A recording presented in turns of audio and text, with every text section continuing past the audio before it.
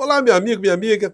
Uma das coisas mais importantes que eu tenho sempre tratado aqui com vocês é o papel que exerce a extrema-direita num país como o Brasil.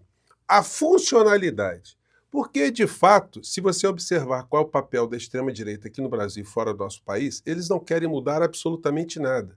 Muito pelo contrário, eles querem sempre radicalizar na manutenção de um status quo.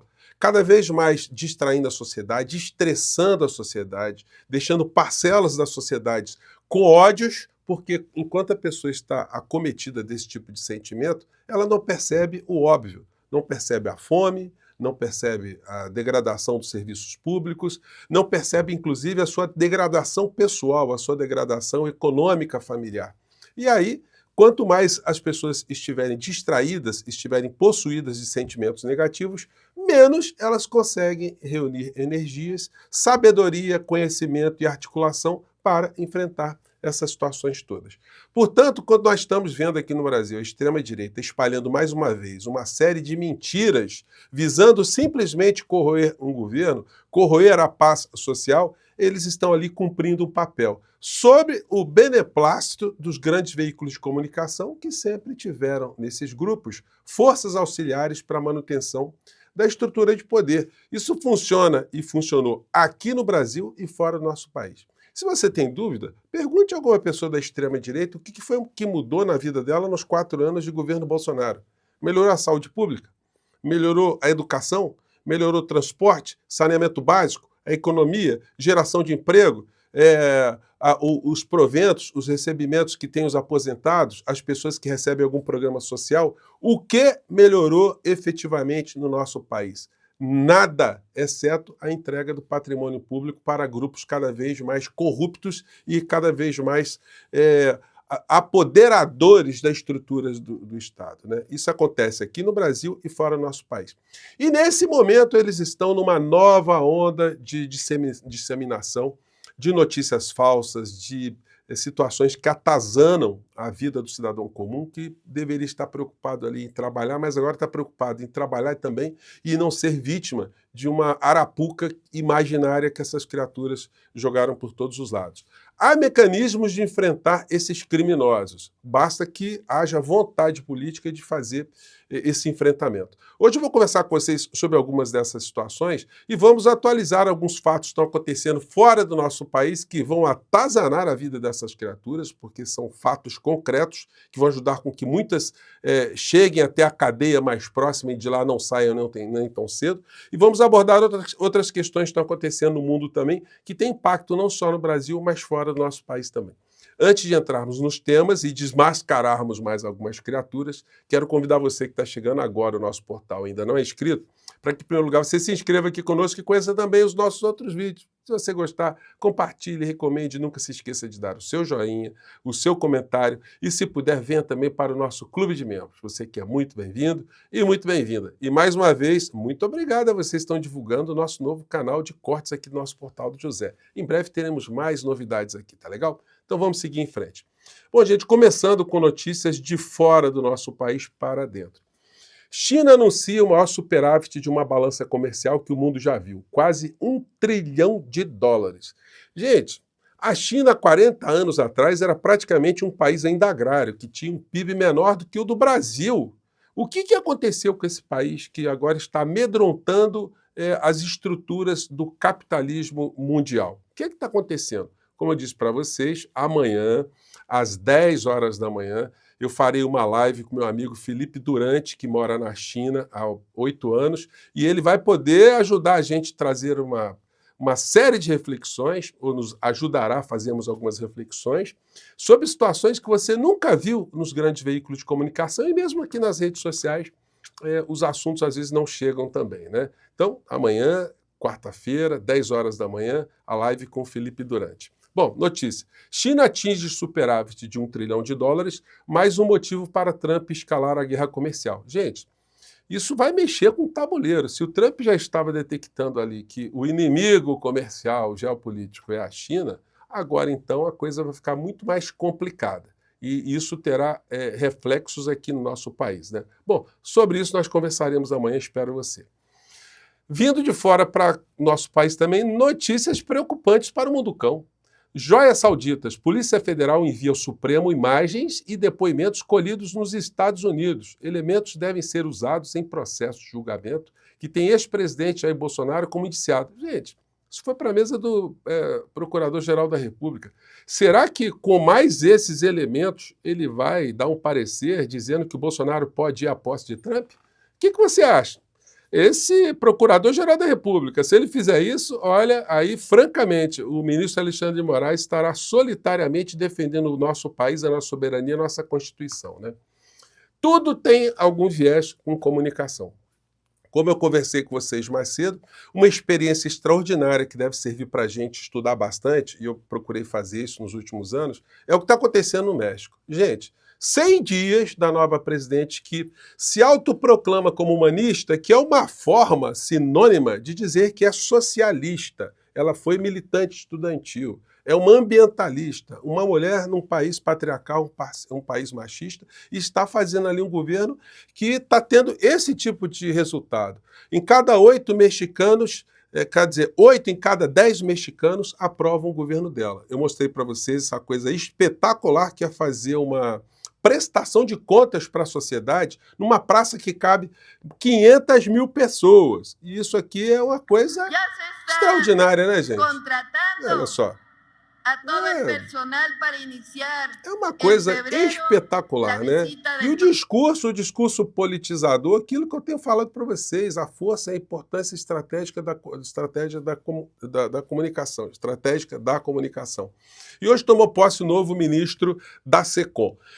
Eu acompanhei com muitos bons olhos e ouvidos as falas de Sidônio, porque ele parece ser uma pessoa antenada com o movimento social, parece que foi uma pessoa que fez militância política e foi para o mundo empresarial. É uma pessoa que parece reunir percepção de que as coisas que acontecem no governo estão muito além das coisas que o governo está enxergando. E o discurso dele foi muito interessante, quero compartilhar esse trecho com vocês. Vamos lá. Que é a força de quem me fez contribuir nas eleições de 2022, a mais importante da história do país, e a força de estar do lado certo da história. Também assumo esse desafio guiado pelo meu sentimento... Só essa parte já foi bacana, né? Ele ter tido a percepção que esteve e está do lado certo da história. De justiça. Temos um presidente que recebeu um país destruído e desmoralizado para governar. Em apenas 2 anos, o seu governo arrumou a casa, melhorou os indicadores econômicos, de justiça social e de combate à pobreza. Fez renascer ministérios e programas sociais importantes, reduziu a mortalidade infantil e está retirando milhões de brasileiros e brasileiras do mapa da fome. O nosso país voltou a ser respeitado pelo mundo. Mas esse trabalho não está sendo percebido por parte da população. A informação dos serviços não chega na ponta. A população não consegue ver o governo em suas virtudes. A mentira nos ambientes digitais, fomentada pela extrema-direita, cria uma cortina de fumaça na vida real, manipula pessoas inocentes e ameaça a humanidade. Gente, tudo aquilo que nós temos falado sempre aqui no nosso portal. Por isso que algumas pessoas brincam, né? Professor profeta. Não, gente, é a realidade. O que sempre me impressionou foi a falta de pessoas dentro do governo Lula com esse tipo de percepção, né? Agora, pelo menos, teremos aí um período fértil, né, para reverter uma série de situações. Adiante. Esse movimento aprofunda o negacionismo, a xenofobia e as violências raciais e de gênero. Promove um revisionismo histórico sobre a regência do charlatanismo político que promete prosperidade imediata e pavimenta a cultura do ódio, do cancelamento e do individualismo.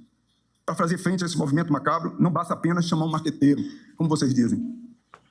Precisamos ampliar a nossa concepção do papel da comunicação nesse novo mundo.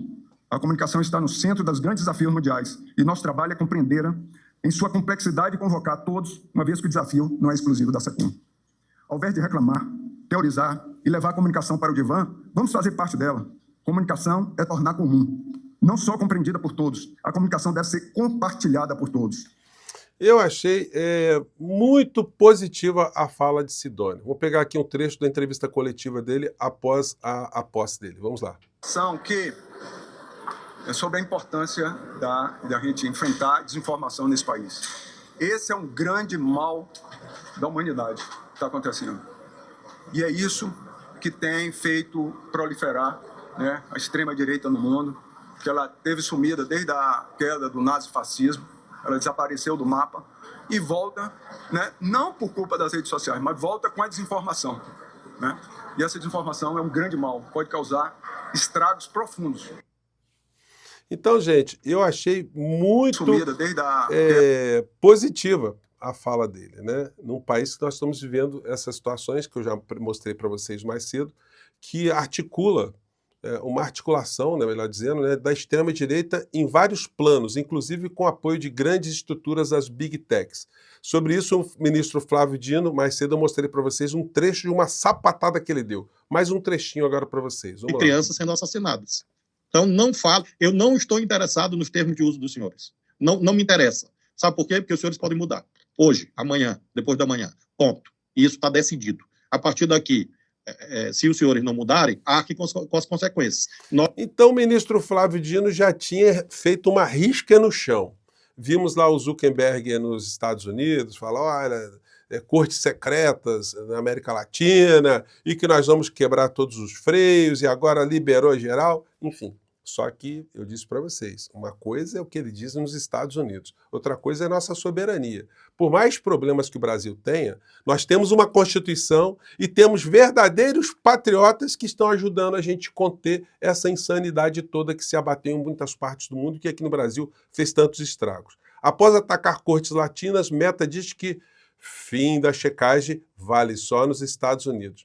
Perfeito. E hoje, na coluna da Daniela Lima, na Globo News, ela fez ali uma fala que os bolsonaristas estão metralhando Daniela Lima. Pegaram a Daniela, eles gostam de pegar mulheres para atacar, né? Tem essa coisa também obsessiva deles, eles têm ódio às mulheres. Né? Quais são as questões e aí ela que se colocam? Diz o seguinte, vamos lá. Primeiro que na hora de ser chamada na chincha, na hora de falar, é para dizer, olha, imigrantes, comunidade LGBTQIA+, e mulheres passam a ser alvo de menos escrutínio por parte dos moderadores. Portanto, postagens, né, que ofendam, ameacem ou que tratem, por exemplo, a comunidade LGBTQIA+, como doente mental, passam a ser permitidas na Meta, né? Quando vai se explicar, isso é o que ele anunciou de público, tá? Ele cita especificamente esses grupos, imigrantes, mulheres e a comunidade LGBTQIA+, tá? O Mark Zuckerberg. Mas quando vai se explicar para o governo brasileiro, ó, 2 passinhos para baixo. É mais ou menos a mesma coisa que acontece quando alguém vai na rede social xingar, por exemplo, uma corte como o Supremo Tribunal Federal e depois, quando é chamado a se explicar, rabinho entre as pernas. Não estou dizendo que a Meta encolheu ou mudou, mas estou dizendo que o tom com que ela se dirige ao governo brasileiro é mais respeitoso. Daniela, por isso que eles ficam com raiva de você. Você fica dizendo as verdades, porque são frouxos, né? Você não ia falar isso, que você é uma moça muito delicada. Mas são covardes, são frouxos, e quando encontram um homem de preto pela frente, eles tremem na base, viram todos cordeirinhos, gatinhos gordos, gatinhos covardes, né? Sem nenhum tipo de ataque a esses bichanos maravilhosos que muitas pessoas possuem. Então, gente, é isso, né? A figura do inelegível continua espalhando as mentiras para um lado e para o outro, e seus filhotes continuam fazendo a mesma coisa, como Nicolas Ferreira, que eu não vou nem colocar para vocês aqui um trecho, que é degradante essa figura. Para esse tipo de criatura que espalha fake news, só tem uma solução, é a justiça. Fica a sugestão para a Advocacia Geral da União mover ações civis contra esses criminosos que atacam o Estado brasileiro, causando danos à sociedade. Essa gente tem que ser demandada para pagar indenizações, mas não indenizações de 20 mil, 30 mil, porque se eles tiram aí nas atividades que eles fazem. Tem que ser indenização pesada, 3, 4, 5, 10 milhões de reais, para deixar essas criaturas pobrinhas da vida, para elas servirem como exemplo, para que outros não façam a mesma coisa. Vejam a balbúrdia que o nosso país está vivendo hoje por conta desses criminosos conscientemente estarem espalhando mentiras sobre o Pix, sobre as coisas que a Receita Federal fez ou está deixando de fazer, né? Eu fico por aqui, gente. Os ventos estão soprando de uma maneira positiva em muitos lugares e nós aqui vamos sempre abrir a nossa janela para esses ventos. Amanhã, 10 horas da manhã, espero você na nossa live, tá legal? Um grande abraço, tchau!